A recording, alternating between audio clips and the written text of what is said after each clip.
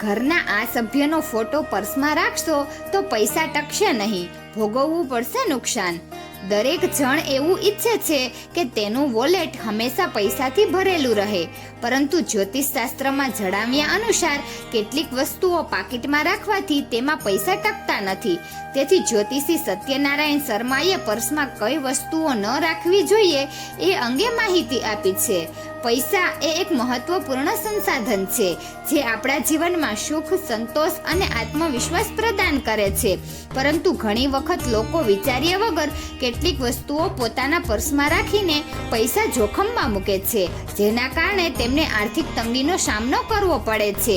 જ્યોતિષી સત્યનારાયણ શર્માએ પર્સમાં કઈ વસ્તુઓ ન રાખવી જોઈએ એ અંગે માહિતી આપી છે.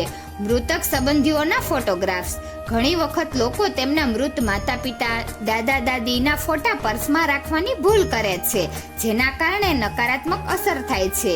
પર્સમાં મહાલક્ષ્મીનો વાસ હોય છે અને વાસ્તુશાસ્ત્ર અનુસાર તે નકારાત્મક ઉર્જા ઉત્પન્ન કરે છે, જેના કારણે પૈસા મળવામાં અડચણ આવે છે. આ સિવાય તે પ્રતિકૂળ ઘટનાઓને પણ આકર્ષિત કરે છે, જે વ્યક્તિને બિનજરૂરી મુશ્કેલીમાં મૂકી શકે છે. જૂના બિલ અને ટિકિટ.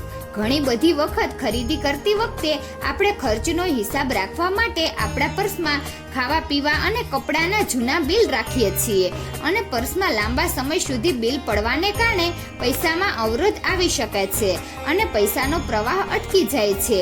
પર્સમાં દેવી દેવતાઓની તસવીરો.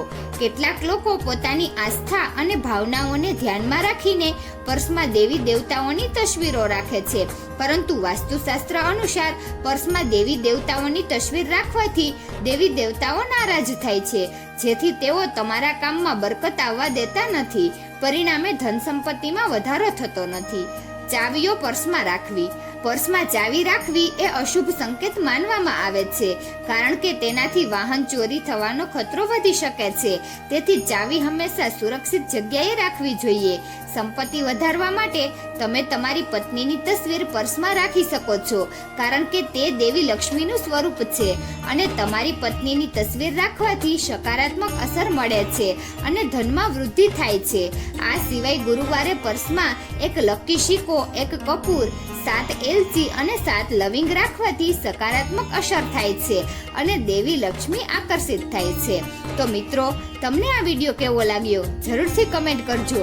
જો સારો લાગ્યો હોય તો વિડીયોને લાઈક અને શેર કરજો અને અમારી ચેનલને જરૂરથી સબસ્ક્રાઇબ કરજો. વિડીયો અંત સુધી જોવા બદલ ખૂબ ખૂબ આભાર.